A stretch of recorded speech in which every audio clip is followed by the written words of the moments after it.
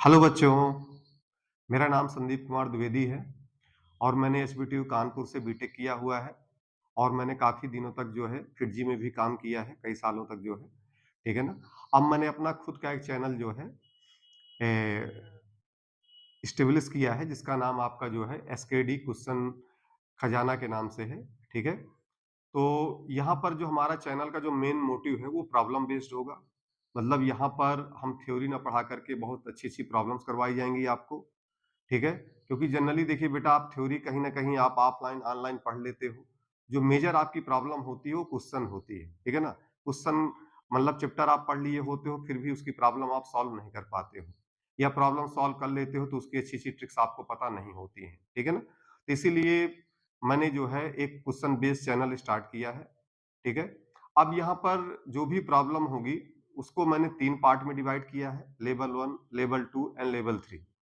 Level 1 में जो भी प्रॉब्लम कराई जाएगी वो बोर्ड के ऊपर बेस्ड होगी।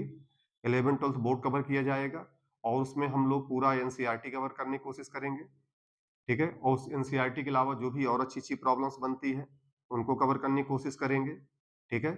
उसके बाद हमारा लेवल 2 है। लेवल 2 में हम लोग जो है जेईई मेंस और नीट को कवर करने की कोशिश करेंगे, ठीक है? अब उसमें भी जितनी अच्छी-अच्छी प्रॉब्लम बन सकती हैं, वो हम आपको कवर कराने की कोशिश करेंगे और जेईई नीट में जो भी अभी तक जो भी प्रॉब्लम आई हुई है, उनको भी हम लोग कवर करने की कोशिश करेंगे, ठीक है ना? और उसके अलावा हमारा लेवल 3 हमारा जो है वो पूरा जेईई एडवांस लेवल पे बेस्ड होगा, ठीक है? और उसमें भी आपको जितनी भी अच्छी प्रॉब्लम्स है कराई जाएँगी, काफ़ी अच्छी-अच्छी बुक्स उसमें कवर की जाएँगी, जैसे आपकी एससीवी, एससी वर्मा हो गई, ठीक है? आईई रूडोप हो गई, ठीक है ना? ये रूडोप की हम जितनी प्रॉब्लम आपकी सिलेबस के अंदर है, वो सब कवर करने की कोशिश करेंगे क्योंकि उसका सारा पार्ट तो सिलेबस के अंदर नहीं है, लेकिन जितना भी उसका पार्ट सिलेबस के अंदर है, वो कवर करने की कोशिश करेंगे हम लोग जो है, ठीक है? और उसके अलावा जो और अच्छी-अच्छी प्रॉब्लम है, ठीक है? एडवांस लेवल पर, वो सब भी करने की कोशिश हम लोग यहाँ पर करेंगे जो है। ठीक है ना? तो देखिए बेटा हमारे चैनल का जो मेन जो मोटिव है वो आपको पता ही चल मैंने बता ही दिया है कि क्वेश्चन बेस्ड है क्योंकि आप थ्योरी देखिए इस समय थ्योरी जो है आपको कई सारी बुक्स में मिल जाएगी ऑनलाइन ऑफलाइन थ्योरी आपकी जो है कई सारे प्लेटफॉर्म है जहां से आप जो है उसको ले सकते हैं ठीक है ना लेकिन क्वेश्चन भी आपको कई जगह प्लेटफॉर्म है मैं नहीं कह रहा कि क्वेश्चन की प्लेटफॉर्म नहीं है उसके भी कई सारे प्लेटफॉर्म है लेकिन जहां पर आपको हर तरह की प्रॉब्लम मिल जाए हर तरह का आपका प्रॉब्लम हर तरह की ट्रिक्स मतलब जो आपको एक ही जगह पे सारी चीज प्रोवाइड हो जाए तो वो करने की कोशिश हम आप लोग के साथ करने की कोशिश कर रहे हैं जो है ठीक है ना? तो मुझे नहीं लगता है कि अगर आप हमारी क्लास को अगर जॉइन करते हैं, तो उसके बाद आपको कहीं पे कोई दिक्कत रहने वाली है। इसलिए हमारे साथ जो है फेथ के साथ जुड़िए, ठीक है? और हम आपको जो है जितना बेस्ट से बेस्ट हो सकता है, वो आपको देने की कोशिश जो है की जाएगी जो है। ठीक है बेटा? Okay, thank you. तो आज हम पहला चैप्टर जो है यूनिट एंड डायमेंशन आज स्टार्ट करने जा रहे हैं, ठीक है? 11th में और 12th में हम लोग जो है इलेक्ट्रोस्टैट से स्टार्ट करेंगे। तो चलिए बेटा आज हम लोग जो है डिफरेंट फिजिकल क्वांटिटी का जो डिफरेंट फिजिकल क्वांटिटी है उनका हम लोग डायमेंशनल फार्मूला जो है निकालना सीखते हैं कि उनका हम लोग जो है डायमेंशनल फार्मूला कैसे कैलकुलेट करते हैं ठीक है तो सबसे मैं बेसिक लेता हूं सबसे बेसिक डिस्टेंस और डिस्प्लेसमेंट ठीक है डिस्टेंस और डिस्प्लेसमेंट लेता हूं तो डी अब उसको हम लोग चूंकि अब डिस्प्लेसमेंट क्या होता है लेंथ होता है ठीक है ना डिस्प्लेसमेंट और डिस्टेंस जो भी क्या होगा लेंथ होगा तो लेंथ का जो भी यूनिट बनेगा वो क्या बनेगा मीटर बनेगा ठीक है ना इसका जो यूनिट बनेगा वो क्या बनेगा मीटर बनेगा ठीक है और उसके अकॉर्डिंग जो इसका डायमेंशनल फार्मूला है वो आपका ये हो जाएगा ठीक है फिर दूसरा आपका आता है वेलोसिटी वेलोसिटी क्या होता है डिस्प्लेसमेंट अपॉन टाइम ठीक है डिस्प्लेसमेंट अपॉन टाइम ठीक है तो डिस्प्लेसमेंट अपॉन टाइम होगा तो उसके अकॉर्डिंग इसकी यूनिट क्या बनेगी इसकी मीटर इसकी सेकेंड ठीक है तो इसकी यूनिट क्या हो गई मीटर पर सेकेंड अब इस यूनिट के अकॉर्डिंग इसका डायमेंशनल फार्मूला क्या आ जाएगा ये आपका एल हो जाएगा और ये टी उसके अकॉर्डिंग आपका ये आ गया एल टी की पावर माइनस 1 हो गया ये। क्लियर? तो इसका मतलब ये क्लियर है कि किसी का भी डायमेंशनल फार्मूला निकालने के लिए उस फिजिकल क्वांटिटी का फार्मूला पता होना जरूरी है, ठीक है ना। जैसे मुझे वेलोसिटी का निकालना है तो मुझे यहाँ पर पता है कि वेलोसिटी इक्वल टू क्या होता है, डिस्प्लेसमेंट अपॉन टाइम। ये चीज पता होनी चाहिए हमें। अब तीसरा है एक्सेलरेशन। एक्सेलरेशन क्या होता है, rate of change of velocity, मतलब v बाई टी। तो उसके अकॉर्डिंग अभी आप वेलोसिटी का यूनिट निकाल ही चुके हो ऊपर, ये आपका हो जाएगा मीटर पर सेकेंड और नीचे आपका इसका हो जाएगा सेकेंड। तो इसका यूनिट ओवरऑल क्या आ जाएगा, मीटर पर सेकेंड स्क्वायर, ठीक है। इसकी यूनिट मैंने कैलकुलेट कर लिया। अब इसका डायमेंशनल फार्मूला जो मैं कैलकुलेट करूंगा वो आपका आ जाएगा L और इसका टी स्क्वायर, तो जो कि आपका हो गया L टी की पावर -2, ठीक है। तो इस तरह से हमारा एक्सेलरेशन का भी यूनिट आ गया और उसका डायमेंशनल फार्मूला आपका यहां तक हम लोग कैलकुलेट कर लिए, ठीक है। अब उसके बाद चौथा जो आपका आएगा वो आपका होगा फोर्स। अब फोर्स क्या होगा, m इंटू ए, ठीक है, वेयर m इज मास और a इज एक्सेलरेशन, ठीक है। तो उसके अकॉर्डिंग इसका यूनिट क्या बनेगा, मास का हो जाएगा केजी और एक्सेलरेशन का आप ऊपर निकाल ही चुके हो, मीटर पर सेकेंड स्क्वायर, ठीक है। इसी को आप शॉर्ट में नाम देते हो न्यूटन। पर केवल न्यूटन से हम इसका डायमेंशनल फार्मूला नहीं निकाल सकते हैं, ठीक है। डायमेंशनल फार्मूला निकालने के लिए हमको ये बेसिक की जरूरत पड़ेगी, ठीक है। तो यूनिट हमारी ये निकल आई केजी मीटर पर सेकेंड स्क्वायर, या इसी को आप क्या बोल दोगे, न्यूटन बोल दोगे। अब इसके अकॉर्डिंग इसका डायमेंशनल फार्मूला क्या बनेगा, केजी का m और उसका l और इसका हो जाएगा नीचे आपका टी स्क्वायर, जिसको आप ओवरऑल लिख दोगे m l t की पावर -2, ठीक है। तो अब यहाँ पर कई लोगों के मन में ये क्वेश्चन राइज हो रहा होगा कि अब सर आपने तो फोर्स का इसलिए निकाल लिया क्योंकि आपको तो फार्मूला पता था, अभी तो हम जस्ट 10th पास करके आए, हमको तो इसका फार्मूला पता ही नहीं है, ठीक है ना। या कई लोगों को पता है, कई लोगों को नहीं भी पता होता है। तो देखिए मैं भी आपको ये बता दूं कि जो लोग अभी 10th पास करके आए हैं, ठीक है ना, तो उनसे अगर इनका डायमेंशन फार्मूला किसी का पूछा जाएगा तो उनको ये फार्मूला पहले से बता दिया जाएगा, ये फार्मूला है और इस फार्मूले के बेसिस पर आप जो है बताइए कि इसका डायमेंशन फार्मूला क्या होने वाला है, ठीक है ना। तो अभी आपसे कोई ये नहीं पूछेगा कि आपको फार्मूला आता कि नहीं आता है, अगर आपसे कोई डायमेंशन फार्मूला निकलवाएगा तो उसका फार्मूला आपको जरूर बताएगा, ठीक है ना। और जब आप फाइनल एग्जाम 2 साल बाद देने जाओगे तो उस समय तक ये सारे चैप्टर कवर हो चुके होंगे, तो उस समय तो आपको सारे फार्मूले वैसे याद होंगे जो है, ठीक है ना। तो इसमें कोई बहुत ज्यादा घबराने वाली बात नहीं है जो है, ठीक है। इसको आप नोट कर लीजिए।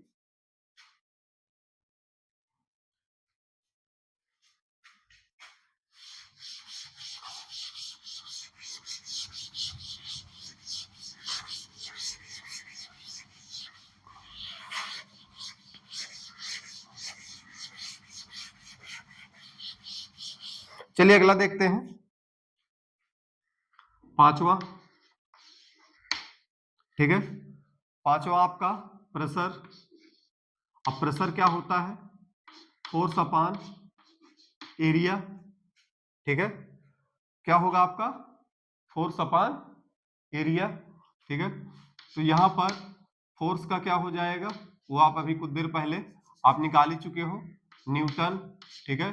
और इसका क्या हो जाएगा, मीटर स्क्वायर। इसकी यूनिट निकल आई न्यूटन पर मीटर स्क्वायर, ठीक है।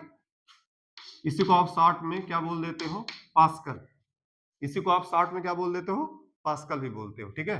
अब इसका डायमेंशन फार्मूला हम लोग निकालेंगे। तो चूंकि ऊपर हमारा फोर्स है और फोर्स का मैं कैलकुलेट कर ही चुका हूं, और नीचे एरिया, मतलब एरिया क्या होगा, लेंथ का स्क्वायर, ये आपका एल स्क्वायर। तो ये आपका यहाँ पर आ जाएगा m, ये ऊपर जाएगा तो l की पावर -1 और ये t की पावर -2। तो ये आपका प्रेशर का यूनिट आपका यहाँ पर निकल आया, ठीक है, और उसका डायमेंशन फार्मूला। चलिए अब 6 देखते हैं। 6 देखेंगे, लीनियर मोमेंटम। क्या है, लीनियर मोमेंटम। लीनियर मोमेंटम क्या होता है, मास इनटू वेलोसिटी। अब इसके अकॉर्डिंग इसका यूनिट क्या बनेगा, उसका केजी और वेलोसिटी का मीटर पर सेकेंड। इसका यूनिट हो गया केजी मीटर पर सेकेंड, ठीक है। अब इसके अकॉर्डिंग इसका डायमेंशन फार्मूला क्या बनेगा, क्योंकि मास है m, ये l और ये आपका t, इसका यूनिट क्या हो गया mL(T⁻⁻1). तो इस तरह से हमने लीनियर मोमेंटम का भी बता दिया कि उसका यूनिट क्या होगा और उसका डायमेंशन फार्मूला क्या होगा, ठीक है। अब सातवां है, देखते हैं लीनियर इंपल्स। लीनियर इंपल्स, तो लीनियर इंपल्स हमारा क्या होगा, force into time. Linear impulse हमारा होगा फोर्स इनटू टाइम। तो फोर्स का आप निकाल ही चुके हो, यूनिट क्या होगा न्यूटन, और टाइम का हो जाएगा सेकेंड। तो इसकी यूनिट क्या बन गई, न्यूटन सेकेंड। अब उसके अकॉर्डिंग जो है इसका डायमेंशन फार्मूला क्या होगा, mL(T⁻²), फोर्स का हो गया, फिर सेकेंड है आपका T, तो इसको आप ओवरऑल लिख दोगे mL(T⁻⁻1).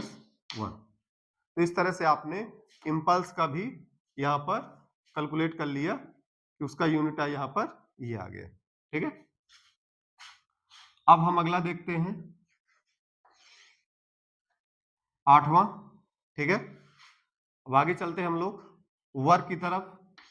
वर्क हमारा क्या होगा, फोर्स इनटू डिस्प्लेसमेंट, ठीक है। तो उसके अकॉर्डिंग इसकी यूनिट क्या बनेगी, न्यूटन, और इसका होगा मीटर। तो न्यूटन मीटर इसकी यूनिट बनने वाली है। इसी को आप शॉर्ट में नाम देते हो, एसआई यूनिट इसकी होती है जूल भी होती है। आप न्यूटन मीटर बोल दो या तो आप जूल बोल सकते हो, जूल जो आपका वो साइंटिस्ट के नाम पर है, ठीक है।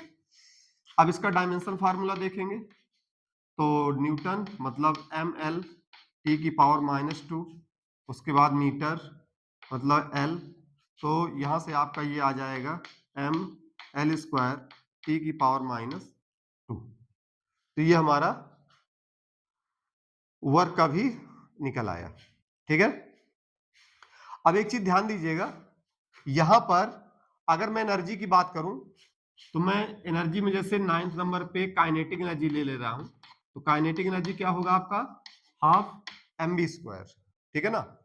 तो जो नंबर है हाफ, उससे कोई लेना देना नहीं है, बस मास को हम लोग देखेंगे। तो इसका क्या हो जाएगा केजी, और इसका हो जाएगा मीटर पर सेकेंड, तो मीटर स्क्वायर सेकेंड स्क्वायर, ये आपका इसका यूनिट बन जाएगा, ठीक है ना। और इसको भी आप शॉर्ट में क्या नाम देते हो, जूल, ठीक है। अब इसका भी आप डायमेंशन फार्मूला निकालोगे तो क्या होगा mL², और ये आपका T², जिसको आप यहाँ पे लिखने वाले हो mL²T⁻²। तो आपने देखा कि यहाँ पर जो भी यूनिट और डायमेंशन जो वर्क आया है, सेम वही किसका आ गया, काइनेटिक एनर्जी का भी आ गया, ठीक है ना। तो इसका मतलब आप ये ध्यान दीजिएगा कि जो भी यहाँ पर यूनिट वर्क की होगी वही सेम यूनिट किसकी होगी, काइनेटिक एनर्जी की भी होगी, ठीक है। या इसको एकदम से आप अगर आप बोलना चाहो एक जनरल फॉर्म में, तो जो यूनिट यहाँ पर वर्क की निकलने वाली है सेम वही यूनिट किसकी होगी, एनर्जी की भी होगी। वही सेम यूनिट यहाँ पर किसकी होगी, एनर्जी की भी होगी। इज दैट क्लियर, ठीक है। वही सेम यूनिट आपकी एनर्जी की भी होने वाली है, ठीक है। और वो आप यहाँ पे देख सकते हो, इसको आप नोट कर लीजिए, ठीक है।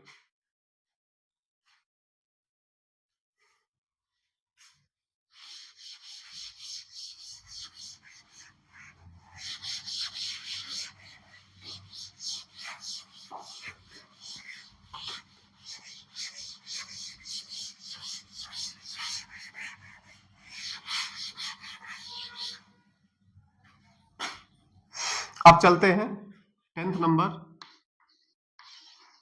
10th नंबर में हम लोग देखते हैं पावर। पावर क्या होता है, वर्क अपॉन टाइम, ठीक है। तो उसके अकॉर्डिंग इसकी यूनिट क्या बनेगी, जूल, और इसकी बनेगी सेकेंड। तो ये यूनिट क्या हो गई, जूल पर सेकेंड हो गई। इसी को आप लोग क्या बोलते हो, वाट, ठीक है ना। इसको आप कैपिटल W से रिप्रेजेंट करोगे और इसी को क्या नाम दोगे, वाट, ठीक है। अब इसका डायमेंशनल फार्मूला क्या होगा, जूल का mL²T⁻², अभी आप कैलकुलेट कर चुके हो, और इसका आएगा T, जो कि आपका ओवरऑल हो जाएगा ml² (10⁻³ ठीक है, ये आपका यहां से निकल आए। उसके बाद 11th नंबर हम देखेंगे टॉर्क। टॉर्क क्या होता है? Force multiply by perpendicular distance, तो F इंटू R। तो इसका यूनिट तो क्लियर ही है, न्यूटन मीटर हो जाएगा, ठीक है। और डायमेंशन फार्मूला जो है mL(10⁻²) और इसका आपका हो जाएगा L, तो mL²(10⁻²). तो आपने देखा यहाँ पर टॉर्क की जो यूनिट आई है वही यूनिट वर्क की भी थी और वही यूनिट जो है एनर्जी की भी थी, ठीक है ना। तो ऐसा हो सकता है कि देखिए एनर्जी का अलग है, टॉर्क अलग है, पर दोनों का डायमेंशन फार्मूला और यूनिट क्या कर गया, वो मैच कर गया, ठीक है ना। चलिए अगला चलते हैं 12th नंबर में, ठीक है। अब 12th नंबर में देखते हैं ग्रेविटेशनल कांस्टेंट। ग्रेविटेशनल कांस्टेंट का डायमेंशनल फार्मूला क्या होगा? तो ग्रेविटेशनल कांस्टेंट का डायमेंशन फार्मूला यूनिट निकालने के लिए पहले मुझे तो उसका फार्मूला पता होना चाहिए, ठीक है। तो देखिए उसका फार्मूला आपका ये होगा, दो मास के बीच लगने वाला फोर्स, दो मास जो r डिस्टेंस पे रखे हुए हैं उनके बीच लगने वाला फोर्स जो होता है G(m1m2)/r², where F is force, m1m2 mass, r distance between them and capital G is gravitational constant, जो कि आपका यूनिवर्सल कांस्टेंट कहलाता है, ठीक है। अब इस फार्मूले को थोड़ा सा आप रीअरेंज करोगे, ठीक है, तो ये आपका हो जाएगा Fr²/m1m2, ठीक है। तो इसके अकॉर्डिंग जो इसकी यूनिट बनने वाली है वो बनेगी, फोर्स की यूनिट न्यूटन, उसके बाद मीटर स्क्वायर, और ये मास इंटू मास, मतलब आपका हो जाएगा kg²। तो ये यहाँ पर इसकी यूनिट हमने बना लिया है। अब इसका डायमेंशन फार्मूला अगर आप देखोगे तो चूंकि यहाँ पे न्यूटन है, ठीक है, तो आपका पता है कि फोर्स का डायमेंशन फार्मूला लिखोगे mL(10⁻²), उसके बाद मीटर स्क्वायर है तो ये आपका हो जाएगा L², ठीक है, और उसके बाद आपका नीचे हो जाएगा m²। अब इसको पूरा आप सॉल्व करके यहाँ लिखोगे, ठीक है, मैं यहीं पे इसको सॉल्व करके यहाँ पे लिख रहा हूँ। तो ये आपका क्या होगा, m² ऊपर जाएगा, ऊपर एक m है तो एक m से ये एक m कट जाएगा, ये m ऊपर जाएगा, m की पावर -1 हो जाएगा, ठीक है। उसके बाद आपका ये L है, L² है और ये L है, तो ये आपका L³ बन जाएगा, और उसके बाद t की पावर -2, तो ये आपका यहाँ से, ठीक है। कैसे हमने निकाला, न्यूटन की जगह ये रखा, मीटर स्क्वायर की जगह L², उसके बाद kg² की जगह ये एक m से m कट गया, m ऊपर जाएगा तो m की पावर -1 हो जाएगा, और L² और ये L, तो L³ हो गया, और ये t की पावर -2, ये हमारा यहाँ पर ग्रेविटेशनल कांस्टेंट का भी डायमेंशन फार्मूला हमने यहाँ पर कैलकुलेट कर लिया है, ठीक है। नोट कर लीजिए इसको आप लोग। तो 13 नंबर यहाँ पे हम लोग लेंगे टेम्परेचर, ठीक है। अब टेम्परेचर का जो भी यूनिट होगा वो हमारा होता है केल्विन, ठीक है। अब इसका जो भी डायमेंशन फार्मूला होगा उसको हम लोग थीटा से रिप्रेजेंट करते हैं, कहीं कहीं पर इसको जो है कैपिटल K से भी रिप्रेजेंट करते हैं, और उसको हम लोग इस फॉर्म में लिखते हैं, ठीक है ना। तो अगर इसको जो है थीटा लिखें या के लिखें तो उसमें आपको कोई घबराने की जरूरत नहीं है, किसी किसी बुक में थीटा भी लिखते हैं और के भी लिखते हैं, ठीक है। उसके बाद 14 नंबर स्पेसिफिक हीट कैपेसिटी, ठीक है। तो पहले तो उसका फार्मूला पता होना चाहिए, ms delta T, where q is heat, m mass, s specific capacity and delta t is temperature difference, ठीक है। तो यहां से हम इस फार्मूले को लिख लेंगे, delta q upon m into delta T. तो इसके अकॉर्डिंग इसकी यूनिट क्या बनेगी, जूल, और उसके बाद इसका केजी, और ये केल्विन, ठीक है, इसकी यूनिट बन गई। अब इसका डायमेंशन फार्मूला अगर आप यहां से कैलकुलेट करोगे तो जूल है मतलब एनर्जी, तो उसका आप निकाल ही चुके हो ये, और उसके बाद केजी मतलब आपका मास, और उसके बाद टेम्परेचर थीटा। इसको आप पूरा सॉल्व करके लिखोगे तो देखो मास से इसका मास कट जाएगा, और जो आपका आ जाएगा एल स्क्वायर टी की पावर -2 और थीटा की पावर -1। ये इसका आपका यहाँ पर यूनिट और इसका डायमेंशन फार्मूला दोनों आ चुका है। जो इसको कैलकुलेट कर लीजिए, वो नोट कर लीजिए, ठीक है। चलिए आगे देखते हैं।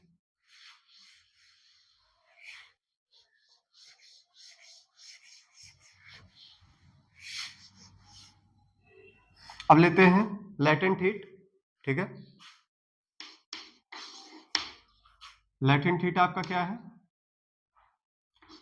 Delta Q equal to M into L, ठीक है। Delta Q is energy, M mass और एल लेटेंट हीट। एल इसको आप लिख सकते हो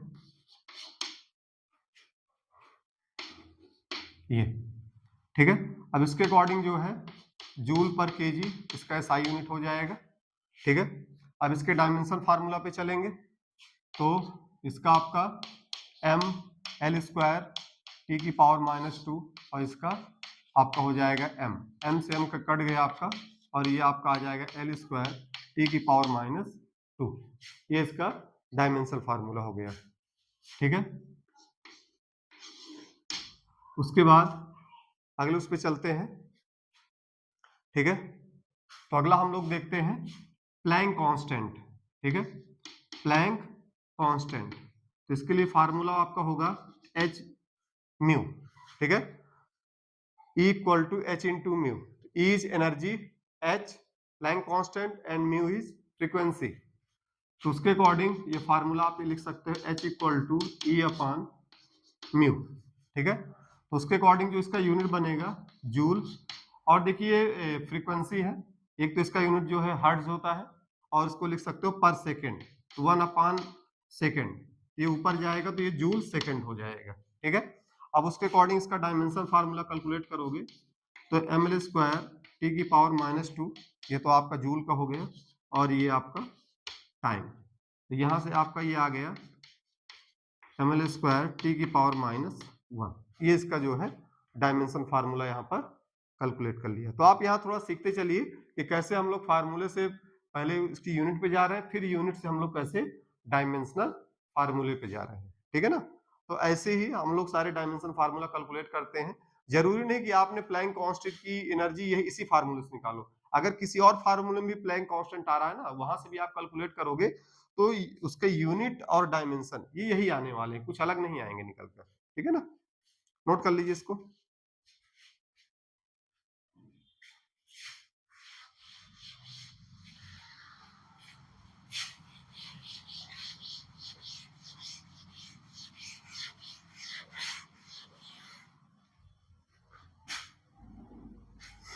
अब आगे चलते हैं, इलेक्ट्रिक चार्ज। चार्ज क्या होता है, Q इंटू, ठीक है, Q इक्वल टू होगा आपका करंट इंटू टाइम। तो उसके अकॉर्डिंग जो है, अब करंट तो आपको पता है कि फंडामेंटल क्वांटिटी होती है, तो इसका तो एम्पियर हो जाएगा और उसका सेकेंड, एम्पियर सेकेंड, ये इसका यूनिट हो गया, इसी को आप शॉर्ट टर्म में क्या नाम देते हो, कूलम, ठीक है ना। अब इसका डायमेंशन फार्मूला क्या बनेगा, एम्पियर का उसका तो सेकंड हो जाएगा और उसका एम्पियर, ये आपका हो जाएगा TA, ये इसका डायमेंशन फार्मूला हो जाएगा, ठीक है। उसके बाद अगला देखते हैं इलेक्ट्रिक फील्ड। इलेक्ट्रिक फील्ड क्या होता है, फोर्स अपॉन चार्ज, ठीक है। तो उसके अकॉर्डिंग इसका जो यूनिट आएगा न्यूटन पर कूलम्ब हो जाएगा। अब इसका जो डायमेंशन फार्मूला है वो ml टी की पावर -2 और ये आपका हो जाएगा TA, ठीक है। तो इसको आप लिखोगे ml टी की पावर -3 और a की पावर -1। ये इसका जो है यूनिट और डायमेंशन फार्मूला हमने यहाँ पर कैलकुलेट कर लिया है, ठीक है। उसके बाद अगला है पोटेंशियल। अगला हमारा है पोटेंशियल। पोटेंशियल क्या होता है, वर्क अपॉन चार्ज। तो उसके अकॉर्डिंग इसका जो यूनिट आएगा जूल पर कूलम्ब आ जाएगा। अब dimension formula ml square T की पावर -2 अपॉन TA, ठीक है। अब इसको कैलकुलेट करके लिखोगे तो m l स्क्वायर t की पावर -3 a की पावर -1, ये इसका जो है हमने डायमेंशनल फार्मूला यहाँ पे लिख दिया है। ठीक है ना, इसको नोट कर लीजिए, फिर अगले पे चलते हैं।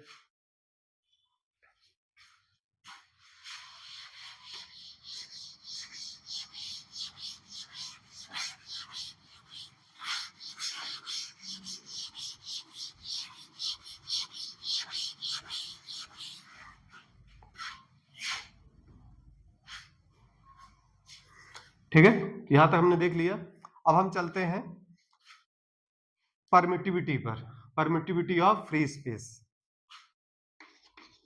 तो इसके लिए हमको कूलम्स लॉ पता होना चाहिए। कूलम्स लॉ क्या होता है, Q1 Q2 upon 4 pi epsilon naught R square.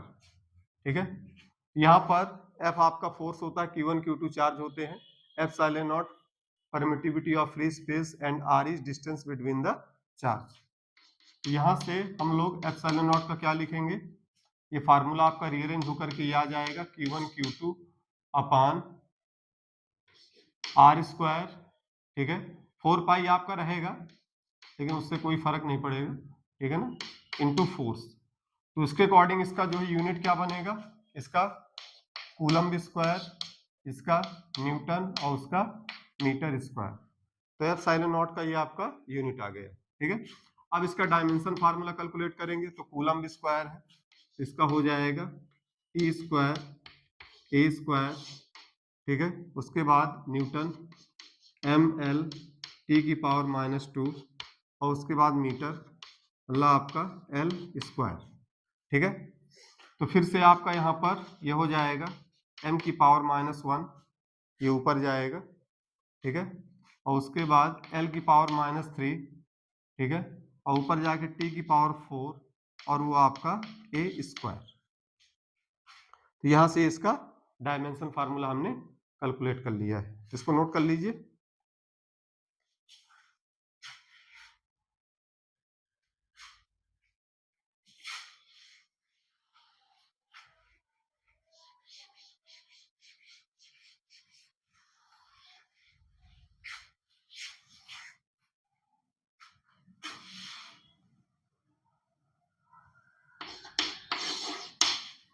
उसके बाद चलते हैं इलेक्ट्रिक फ्लक्स पर। ठीक है, इलेक्ट्रिक फ्लक्स क्या होगा, इलेक्ट्रिक फ्लक्स को हम लोग फाई से रिप्रेजेंट करते हैं और फाई इक्वल टू होगा E इंटू ए, इलेक्ट्रिक फील्ड इंटू एरिया। तो इसका तो हो जाएगा यूनिट न्यूटन पर कूलम और इसका हो जाएगा मीटर स्क्वायर। तो इसकी यूनिट हो गई न्यूटन मीटर स्क्वायर पर कूलम। अब उसके अकॉर्डिंग इसका फिर से डायमेंशन फार्मूला कैलकुलेट करोगे तो एम एल टी की पावर -2 और इसका आपका हो जाएगा L square upon coulomb T into A. तो ये पूरा आपका हो जाएगा एम एल क्यूब टी की पावर -3 और ए की पावर -1। ठीक है, ये आपका यहाँ पर इसका डायमेंशन फार्मूला भी हमने कैलकुलेट कर दिया। उसके बाद फिर से 22। ठीक है, अब हम लोग चलते हैं रेजिस्टेंस पर। तो रेजिस्टेंस क्या होता है, आपको ओम्स लॉ पता होगा, आपने 10th में भी पढ़ा होगा, V equal to I R. ठीक है, तो यहाँ से इसको हम लिखेंगे R equal to V upon I. ठीक है, और V अपान आई को आप क्या लिख सकते हो, W अपान क्यू इंटू आई। ठीक है, अब यहाँ पर इसका आपका क्या हो जाएगा जूल और ये कूलम है, तो इसका आप क्या लिखोगे, ये कूलम लिखा हुआ है, कूलम और ये चार्ज है, ये कूलम पर सेकंड, तो सेकंड आपका ऊपर चला जाएगा, ये बन जाएगा जूल सेकंड पर कूलम स्क्वायर, ये इसका यूनिट हो गया। इसी को आप लोग क्या लिखते हो शॉर्ट में, ओम। ठीक है ना, जूल सेकंड पर कूलम स्क्वायर को आप शॉर्ट में क्या लिखते हो, ओम लिखते हो। ठीक है, अब इसका डायमेंशन फार्मूला कैलकुलेट करते हैं। तो डायमेंशन फार्मूला कैलकुलेट करेंगे तो जूल है तो एम एल स्क्वायर टी की पावर -2, ठीक है, सेकंड का टी, उसके बाद कूलम स्क्वायर मतलब आपका टी स्क्वायर और ए स्क्वायर, ठीक है। तो यहाँ से इसको जो है हम लोग क्या लिख सकते हैं, एक तो आपका ये m होगा, कुछ कटने वाला हो काट देते हैं, नहीं कुछ नहीं कटेगा, एक t से ये t कटने वाला है बस, तो m l स्क्वायर, ठीक है। उसके बाद ये t आपका ऊपर जाएगा तो t की पावर -3 हो जाएगा, a ऊपर जाएगा तो a की पावर -2 हो जाएगा, ठीक है ना। तो यहाँ पर हमने इसका डायमेंशन फार्मूला कैलकुलेट कर लिया, किसका, रेजिस्टेंस का, ठीक है। चलिए इसको नोट करिए, फिर आगे चलते हैं।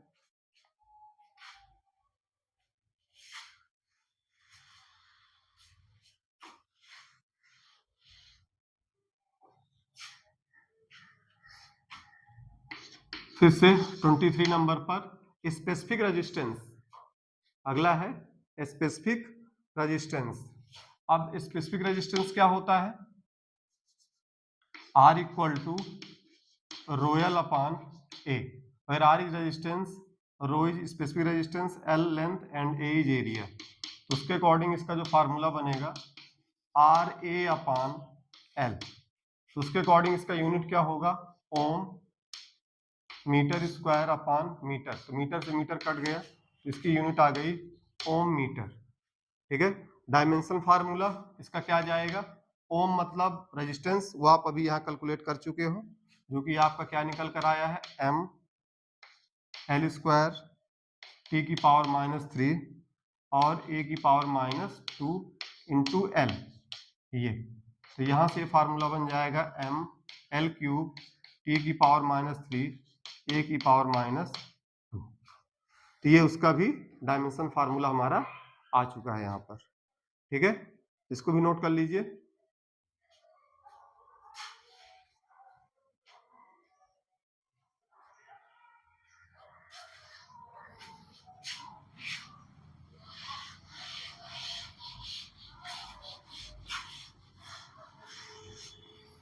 अब 24 नंबर पर, अब 24 नंबर पे हम लोग देखेंगे कंडक्टेंस, ठीक है।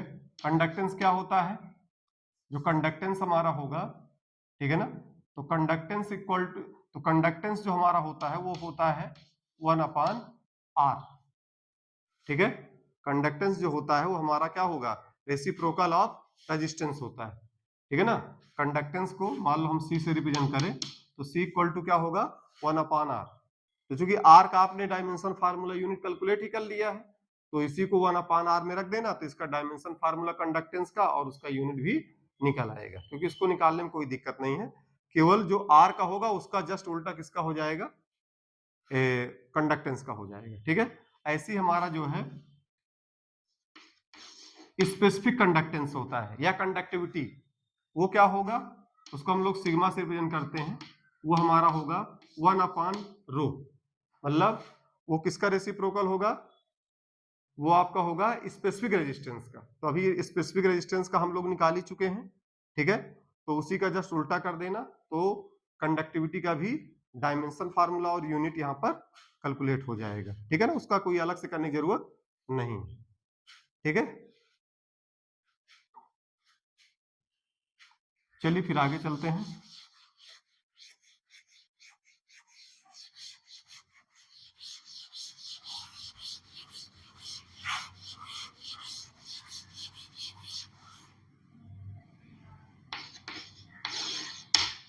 अब हम लोग कैलकुलेट करते हैं मैग्नेटिक फील्ड का, तो ये फार्मूला होता है इसका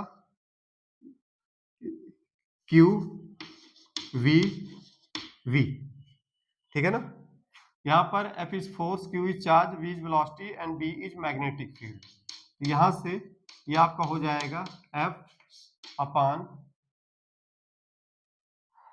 इंटू V, तो उसके अकॉर्डिंग इसका यूनिट बनने वाला है न्यूटन कूलम मीटर पर सेकंड, सेकंड ऊपर चला जाएगा, न्यूटन सेकंड कूलम मीटर, इसी को हम लोग लिख देते हैं टेस्ला, ठीक है ना। लेकिन टेस्ला को देख करके हम लोग डायमेंशन फार्मूला नहीं कैलकुलेट कर सकते हैं, वो तो इसी फार्मूले से ही निकलने वाला है, ठीक है। तो अब इसका डायमेंशन फार्मूला हम लोग इसके अकॉर्डिंग चलेंगे, तो न्यूटन मतलब आपका ml t की पावर -2 सेकेंड t और उसके बाद कूलम मतलब T इंटू ए और मीटर मतलब आपका L।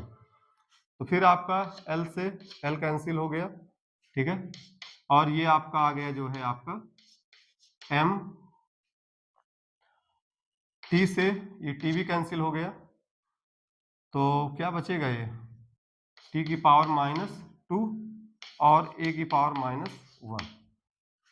चेक कर लीजिए, M T की पावर -2 और ये ऊपर जाएगा तो A की पावर -1, L से L ये कट गया, T से T कट गया, यही आपका आएगा, नोट कर लीजिए, ठीक है। अब उसके बाद आगे चलते हैं 27 नंबर। अब देखेंगे यहाँ पर मैग्नेटिक फ्लक्स, ठीक है। मैग्नेटिक फ्लक्स क्या होता है, फाई जो आपका होता है मैग्नेटिक फील्ड इनटू एरिया, ठीक है। तो इसका डायमेंशन फार्मूला निकालेंगे, तो पहले तो इसकी यूनिट निकालते हैं। तो यूनिट तो वैसे निकल आएगा टेस्ला मीटर स्क्वायर, इसी को हम एक नया नाम देते हैं वेबर, WB से रिप्रेजेंट करते हैं इसको।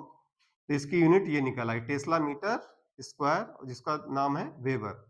अब इसका डायमेंशन फार्मूला, तो टेस्ला मतलब मैग्नेटिक फील्ड का आप निकाल ही चुके हो, ये यहां लिखा हुआ है आपका M T की पावर -2 A की पावर -1 और मीटर स्क्वायर मतलब आपका L स्क्वायर, ठीक है। तो इसी को हम लोग लिखेंगे M L स्क्वायर T की पावर -2 और A की power -1, M L square T की पावर -2 A की पावर -1। ये इसका क्या हो गया, डायमेंशनल फार्मूला हो गया, ठीक है। तो देखिए बेटा, आज हमने काफी जो है यूनिट निकालना सीखा और बहुत सारे फिजिकल क्वांटिटी का जो है डायमेंशनल फार्मूला निकालना हम लोग सीखे हैं, ठीक है। तो मेरे हिसाब से आपने देखा होगा कि किस तरह से हम यूनिट पे पहले जा रहे हैं फार्मूले की हेल्प से, और फिर उस यूनिट की हेल्प से कैसे हम लोग डायमेंशन फार्मूला पे जा रहे हैं, ठीक है ना। तो आपको इसी तरह से जिसका भी आप डायमेंशन फार्मूला कैलकुलेट करना चाहते हो, तो पहले उसका आपको फार्मूला पता होना चाहिए, ठीक है ना, और फिर उस फार्मूले से आप जो उसका यूनिट निकाल सकते हो, और उसी फार्मूले से फिर आप उसका डायमेंशन फार्मूला भी आप कैलकुलेट कर सकते हैं, ठीक है बेटा। तो चलिए फिर आज के लिए इतना ही, इसको आप नोट कर लीजिए, बाकी हम लोग देखते हैं अगली नेक्स्ट क्लास पे, ठीक है। Okay, thank you.